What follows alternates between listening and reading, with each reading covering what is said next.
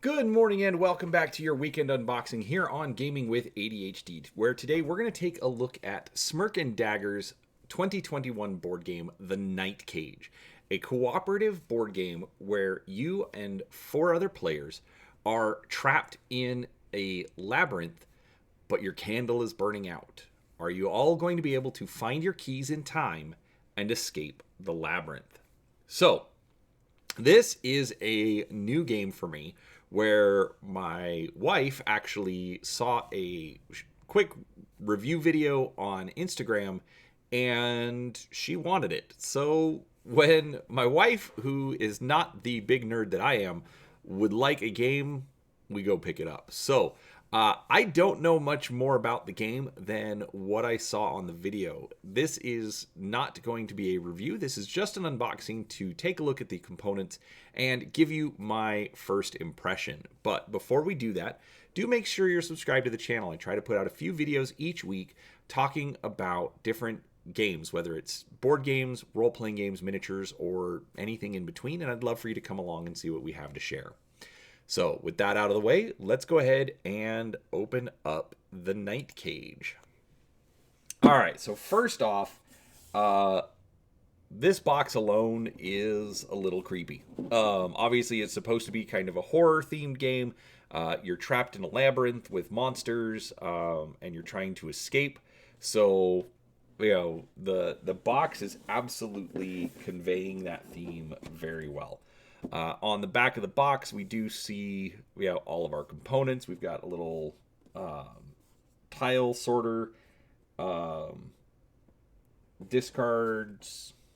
I mean, it looks like it's a rather, for lack of a better word to use, a simple game.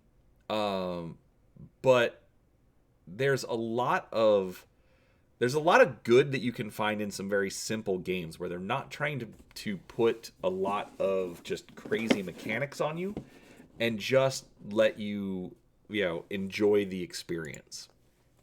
All right, so let's open this up. All right, that's very interesting. The box is like half empty. I wasn't expecting that. We've got our rule book. It's a semi-thick rule book, about 20 pages, including the front and back cover. Got a creepy little story. You awake in the dark, your body cold, your mind blank. You have nothing but your fear, your candle, and a question. All right, so this is actually kind of cool. So we get a little bit of an overview. Object of the game, content. So, okay, they're using very large text, lots of pictures. This is, just my initial impression. This is going to be a good rule book. Dealing with our setup.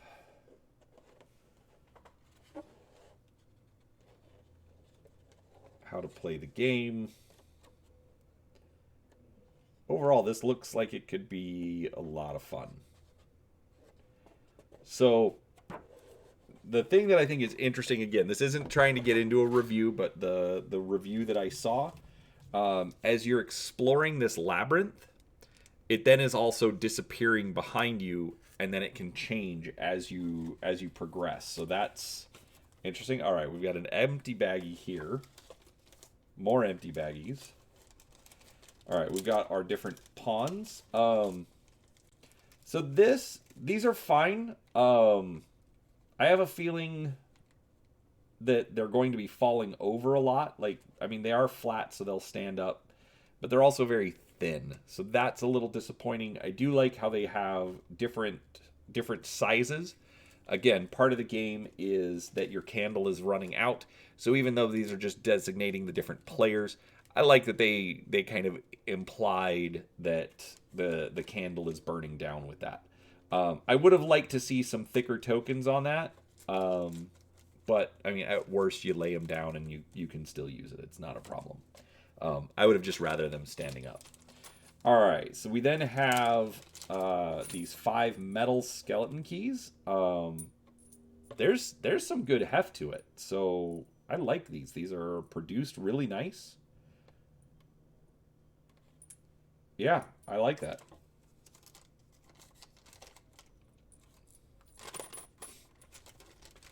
All right. Overall, I mean, these are really, really good components. Ooh. A download code. I am not quite sure. I'm not quite sure what Dized is. I want to say it's like a rulebook tutorial kind of website. And if they're I'm going to have to research this. Something I was not aware of. All right, we then have player references. All right, these are all identical. They are just different colors for the different players. What to do if your candle runs out.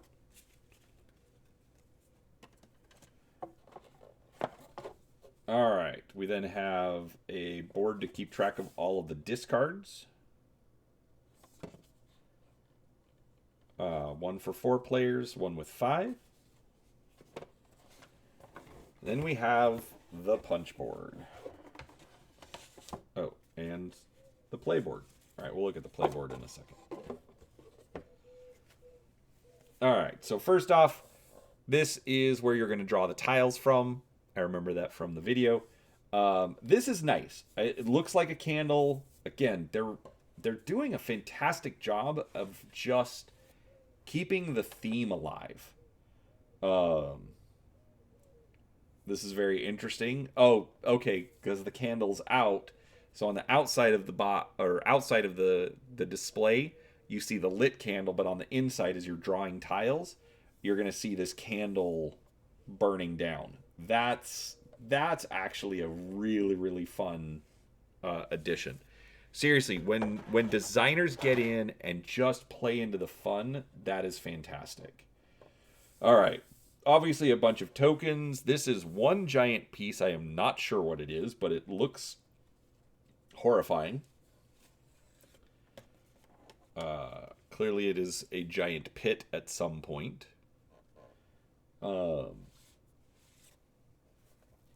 Yeah, the art on this is rather creepy, but it is absolutely evoking the feel and the theme that they're going for with the game. All right, so it looks like any piece can eventually turn into a pit.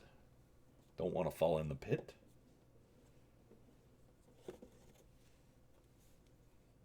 Now, the interesting thing is, I am not a horror / creepy game guy, so I might have to make the wife learn the rules on these and then teach it to us. All right, we've got tiles for finding the keys to get out.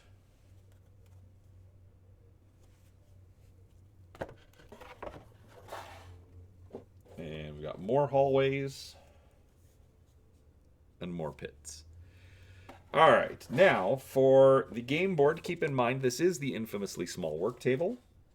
I also like when they put the art all in the box as well instead of just some plain brown cardboard. So there's that. All right, so this is the infamously small work table, so I will do my best to fit it in. Obviously, we've got the name of the game over here. An S over here. I'm not sure what that is for, but I think it's for something. Then have nerve over here. Keys. And so I'm guessing south and north would be my guess. Okay, so this is also the 1 to 4 player board. And then we have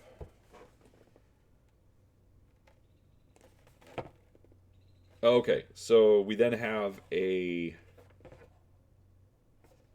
5. Okay, so the 4 player board has 36 squares. The 5 player board has 49 squares. Okay. So again, okay, first off, well, not first off, obviously, I mean, we are, 10 minutes into this. They have absolutely made full use of everything. The art on the box. Again, the box is half full, which I think might be so that you don't have to disassemble the tile holder once you've put it together, which I actually really do appreciate that. But again, so there's a little problem with the use of space, but overall, this is a perfect example of, taking your theme and spreading it throughout the whole game, making really good use of all of your components.